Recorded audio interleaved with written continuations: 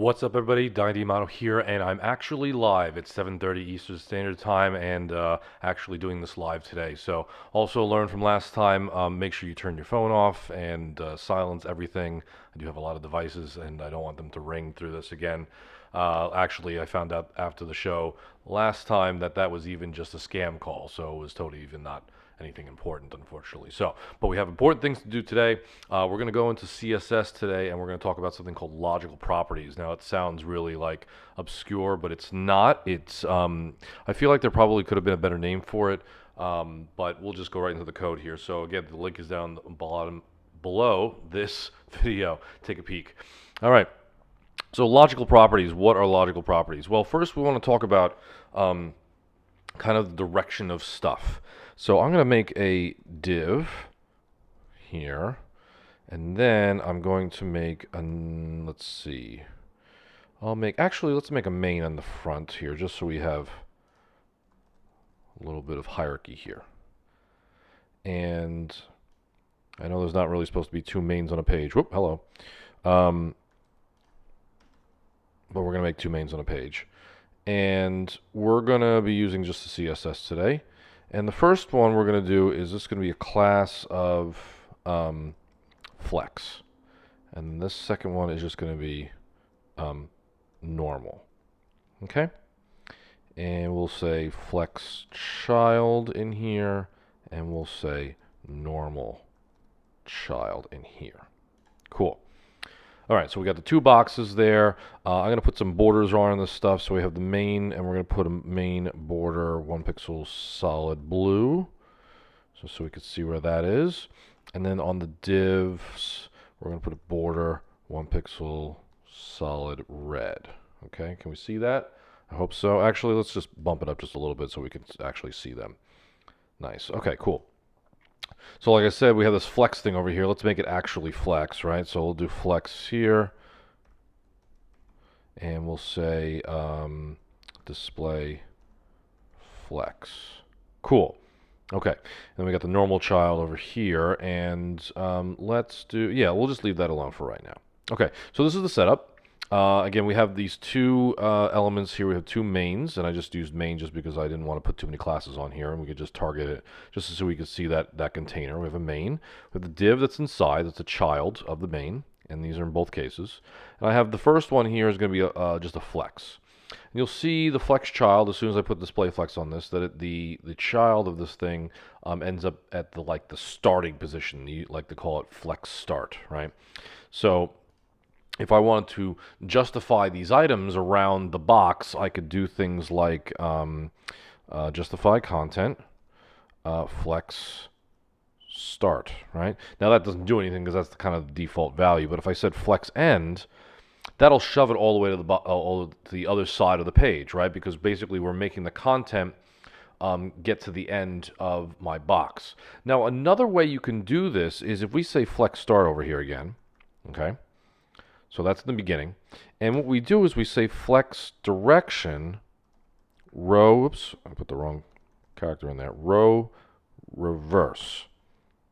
Now you see what's happened here is that because the direction of the items has flipped to reverse, it's basically saying that, well, any children that are in here, we want them to reverse their order. So that means that the first one will be last, and the second one will be next to last, and so on and so forth. You could actually do that here. If I put a couple of extra children in here, you could see them kind of move around. Okay? So there's two. So there's the two at the end over there. And again, if I put this back to the default, which is row, all those things will be in the first part. And you can even see the order if I put flex 1 and flex 2. Oops, 2. Like this here. Okay, so that's flex 1 and 2. And then reverse, right? So flex 1, flex 2. Okay. Now what this is actually doing is it's kind of working with something called the writing mode. It's like with languages like Hebrew and Arabic that are written right to left. Most of the languages are written left to right. So in the web, when we want to pay attention to the writing mode, sometimes we want to reverse the direction of the things that we care about. So we kind of got onto this topic when we were playing with Flex, and actually when Flex was kind of introduced, because we want to be able to reverse the direction of stuff. But we should be able to actually do that with I think it's just direction, or it might be writing mode. Actually, let me take a look. CSS writing mode. Let's see if that's the one. Let's take a peek at that. Yeah, I think it's this guy here. TB top to bottom, right, left to right. Or is it direction? It might be direction, folks. Hold on a second. Might be direction. It's one of the two. Yeah, I think it's direction. Let's go with direction, see if that works. Because I want the right to left in there. So we'll put direction, right to left. Yeah, see how it flipped it back? You see that? So I still have row reverse on here, but it flipped it back. So if I do and remove the flex direction or put it back to the original, you'll see that the right to left actually influences this. It actually influences the direction in which these boxes are doing it. Okay? So that's pretty interesting. What we're going to do now is we're going to play with the normal class. Now, not only does direction influence flex, and of course grid, it will also affect that, but what happens if you have like a right to left language and you want some breathing room for the elements as they're coming in? So let's do this guy right here, and we'll do normal child 1 and normal child 2. And let's make the divs display inline block, so they look a little bit like flex, but I don't want them to act like flex. I'm just going to have the inline block so they look a little bit like that. Okay, cool. So what we want to do is we want to put some space between each normal child on the left-hand side. So you can see there's a little gap over there, and the reason for that gap is because of the white space that's over here. If we remove it, there'll be no white space over there. There it goes. Okay, so let's say that we wanted to put some left padding on the left of each one of these things over here, right? So we have padding left. That's easy. Padding left, and we'll say 12 pixels. Simple stuff. Okay. Oh, wait, that's for the normal. We want the normal divs. Let's do normal div padding left, 12 pixels. Okay, cool.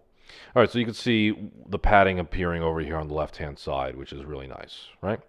Okay, so the next thing that we're going to be doing is we're going to change the writing mode. So let's change the writing mode. Let's do direction, right to left. Oh, wait, direction's got to be on the. Sorry, it's got to be on the parent or a ancestor. We're going to do it over here. Normal, direction, right to left. Okay, cool. So here's the issue. I have padding left on my normal divs. They're appearing right here on the left and on the left here. But if the direction of the language is right to left, it's not going to work right because I really want the padding to be on this side now, right? Now I could, you know, put characters on there and do some hacky stuff just to try to move it over there. But there's actually a better way of us doing that now. In most recent browsers, instead of doing padding left, you can actually do padding inline start, and we'll do 12 pixels. Now, you'll see I added padding on the right here, and I'll remove the padding that's on the left just so you can see what's changed. So, padding inline start, 12 pixels, is adding the padding on the inline axis to the start, which is basically right to left in this direction. So if I change this back to left to right, you'll see it's on this side now. Okay, so it's all about the axis, right? So the axis, the inline axis is that horizontal axis. So if the axis is going from left to right, meaning the regular like way that we read English, then the start is all the way on the left. Okay, so the start is all the way on the left over here. If we're reading left to right, the start is over here. That means that the end would be all the way over here for each block. So that means if I wanted to say padding inline end, and let's make it like double so you can really see it. There you go. So you can see that the end now has 24 pixels. Okay, but I could get that flipped doing right to left. So now inline start starts from here because we're reading right to left, and we're saying that, okay, the padding starts over here is 12, and then the ending padding is 24. Okay, cool. So that's the inline axis.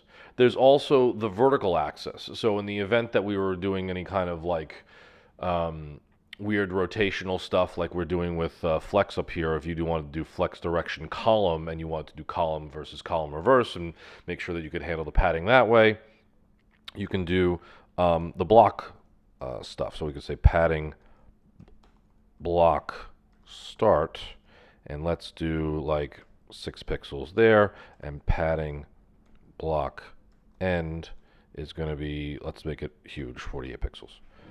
Okay, so now you can see what those things are doing, right? The start, if we were right again with the direction, is really not going to do anything. It's probably the writing mode that might help, or a direction in here if we were doing flex.